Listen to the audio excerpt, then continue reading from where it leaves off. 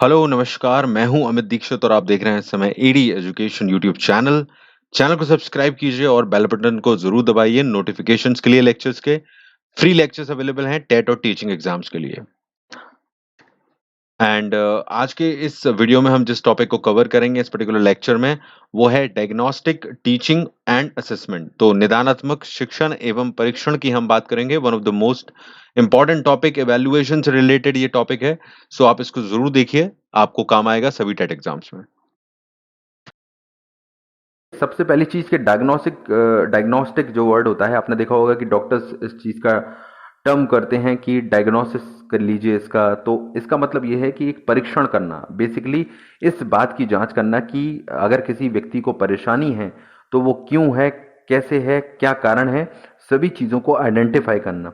तो यहां भी वही बात होगी शिक्षण के केस में कि छात्र जब सीखते हैं, छात्रों को कोई चीज सिखाई जाती है गणित में, तो गणित में अगर उनको किसी जगह पर कोई परेशानी आ रही है तो किस किस तरह की परेशानियां उनको आ रही हैं और वो गलतियां मुख्य रूप से कहां कर रहे हैं, उन पॉइंट को, उनके कमजोर पक्षों को आइडेंटिफाई करना जहां पर एरर्स आ रही हैं, और किस प्रकार की गलतियां कर रहे हैं ये भी आइडेंटिफाई करना। भाई कैटेगरी क्या है गलतियों की, किस लेवल की हैं वो, और क्यों कर रहे हैं। तो क्या, कब, क्यों, कैसे, ये शब्द जो हैं, ये चार क्वेश्चन जो हैं वो अगर हम कर रहे हैं तो ये जानना और पता करना ही निदान कहलाता है। अब सबसे इंपॉर्टेंट चीज कि गणित में जो जो उनको समस्याएं आ रही हैं, क्यों आ रही हैं, कैसे आ रही हैं, क्या कब आ रही हैं, ये सब चीजें हम जो पता लगा रहे हैं उनके लिए कुछ परीक्षणों का आयोजन करते हैं, क्योंकि ऐसे तो पता लगाना मुश्किल होगा। तो इसके लिए हम कुछ परीक्षणों का आयोजन करते हैं, कुछ परीक्षाओं का आयोजन करते हैं जिन्हें नैदानिक या निदानात्मक परीक्षाएं कहा जाता है, जिनके जरिए हम ये पता लगा पाते हैं कि बच्चे किन चीजों में क्या कठिनाइयां महसूस कर रहे हैं, क्यों गलती कर रहे हैं और किस प्रकार की गलतियां कर रहे हैं।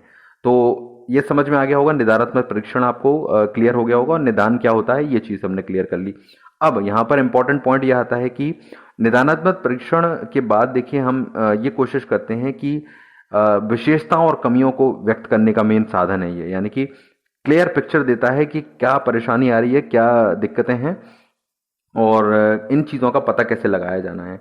अब देखिए हम अगर ये बात करें कि जो संपूर्ण विषय वस्तु है यहाँ पर, किसी भी सब्जेक्ट की, अगर उसको हम पार्ट्स में डिवाइड कर लें तो नियम जो गणित में होते हैं, कई तरह के होते हैं, नियम होते हैं, सूत्र होते हैं, कॉन्सेप्ट होते हैं, जिनको हम एक क्वेश्चन पेपर में शामिल करते हैं। इसलिए प्रश्न जो होता है, हम जानते हैं हर प्रश्न का एक उद्देश्य होता है, वो किसी खास कारण से पूछा जाता है और खास तरह की उपलब्धि का परीक्षण करना चाहता है, खास तरह का टेस्ट करना चाहता है। ये चीज़ बिल्कुल क्लियर होती है, हर प्रश्न का अपना एक इम्पोर्टेंस होती है। और निदानात्मक परीक्षणों में ये कोशिश की जाती है कि प्रश्नों को जो सिखाया गया है उसके क्रम में व्यवस्थित किया जाए, यानी कि जिस तरह से शिक्षा दी गई है उसी क्रम में व्यवस्थित करके उनको प्रश्न पूछे जाएं, जिससे कि उनको समझ में आए कि कौन सी चीज़ कहाँ रिलेट कर रही है। इसीलिए आपने देखा होगा हर अधिगम इकाई के लिए अलग से निदानात्मक परीक्षणों का निर्माण किया जाता है। अगर आप हर लेक्चर को देखेंगे या हर लेसन को देखेंगे किसी भी किताब में, तो उसके अंतर्गत जो अलग से परीक्षण होते हैं उसके बाद दिए होते हैं, ताकि सेपरेटली हर इकाई का परीक्षण हो जाए, उसका टेस्ट हो जाए कि बच्चे आखिर कितना समझ पाए हैं, और अगर उनको परेशानी आ रही है उस पर्टिकुलर टॉपिक से, उस पर्टिकुलर लेसन, उस पार्ट से संबंधित, तो वहीं पर पकड़ में आ जाए वो। तो ये एक तरह की टेक्निक है, और जो निदानात्मक शिक्षण है वो यही कॉन्सेप्ट को दर्शाता है। आगे चलते हैं, इसमें निदानात्मक परीक्षण के उद्देश्य समझते हैं तो आपको और क्लियर होगा। तो नैदानिक जो परीक्षण है इसको नैदानिक भी कहा जाता है, याद रखिएगा। तो इसका जो पहला इंपॉर्टेंट पॉइंट लिया गया है यहाँ पर इस परीक्षण में, गणित संबंधी विशेषताओं और जो कमजोरियां हैं उनका पता लगाना, और गणित के पाठ्यक्रम में चेंजेस लाना और इसको बेहतर स्टूडेंट फोकस्ड बनाना, बेसिकली। तो ये बिल्कुल सही बात है कि जब हम ये समझ पाएंगे उनका परीक्षण करके कि कहीं ना कहीं किन चीज़ों में बच्चों को परेशानी आ रही है और वो क्यों गलती कर रहे हैं, सभी कुछ आइडेंटिफाई कर लेते हैं, तो this is a great benefit, क्योंकि इससे हम ये पता लगा सकते हैं कि बच्चे किन चीज़ों में किन चीज़ों को बेहतर समझ पा रहे हैं, किन चीज़ों में परेशान हो रहे हैं, और उसके अकॉर्डिंग हम क्या क्या चेंजेस सिलेबस में ला सकते हैं और किस तरह के ला सकते हैं, जिससे कि सीखने को लेकर और बेहतर बनाया जा सके। तो बेसिकली स्टूडेंट फोकस अप्रोच कैसी हो, यानी कि बाल केंद्रित किस हिसाब से सिलेबस हो या कंटेंट हो, जिससे कि उनके अनुसार वो सीख भी सकें और बेहतर तरीके से सीख सकें। तो ये एक इंपॉर्टेंट पॉइंट है। अगला पॉइंट है यहाँ पर गणित विषय में जो अध्ययन अध्यापन क्रिया कराई जाती है उसमें सुधार करना। देखिए, सुधार तो सबसे पहला पॉइंट आएगा जब हमें कमियां पता चलती हैं, तो हम वैसे भी उन चीज़ों का सुधार करते ही हैं। तो शिक्षा से संबंधित अगर पैटर्न में हमें कोई दिक्कत दिख रही है कि भाई बच्चे इस चीज़ को आइडेंटिफाई नहीं कर पा रहे हैं, समझ नहीं पा रहे हैं, तो कैसे हम उन्हें समझेंगे और उनमें बदलाव लाएंगे, ये तो सबसे पहला स्टेप होगा हमारा।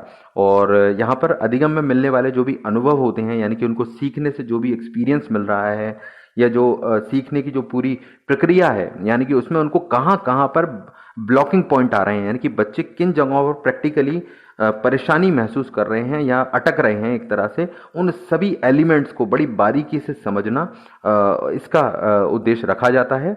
और उपचारात्मक शिक्षण की भी व्यवस्था यहाँ पर की जाती है, यानी कि उसके सॉल्यूशंस भी फाइंड आउट किए जाते हैं। ऐसा नहीं कि केवल परेशानियां आइडेंटिफाई कर ली, बल्कि उसके उपचार यानी कि उसके सॉल्यूशंस भी आइडेंटिफाई किया जाते हैं, उनकी व्यवस्था की जाती है।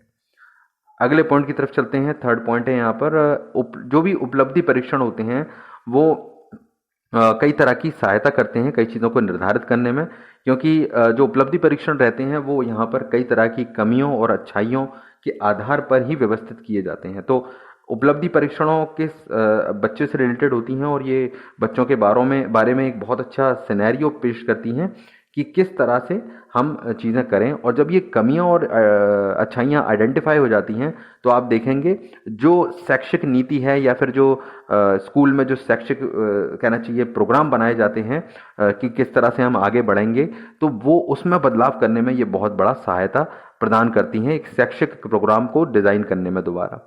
अगला पॉइंट है यहाँ पर मूल्यांकन प्रक्रिया को महत्वपूर्ण और अधिक प्रभावशाली बनाने हेतु मूल्यांकन पद्धति में परिवर्तन करना। तो देखिए, अब हम मूल्यांकन जब कर रहे हैं बच्चों का, तो हमको ये पता लग पाना कि हम क्या बच्चों की उन चीज़ों को पकड़ पा रहे हैं जो उनको दिक्कत दे रही हैं, क्या मूल्यांकन सही तरीके से हो पा रहा है, क्या बच्चों की जो परेशानियां अगर उन्हें आ रही हैं बार बार, तो इसका मतलब ये है कि मूल्यांकन के जरिए हमने जो रिजल्ट निकाले हैं वो कहीं ना कहीं ऐसे हैं जिनसे हम बच्चों की परेशानियां नहीं पता कर पाए हैं। तो कैसे उनमें सुधार करेंगे जिससे कि हम एक्चुअली जो बच्चों को परेशानी आ रही है उस पर जितना हो सके पकड़ बना सकें और उनमें सुधार कर सकें।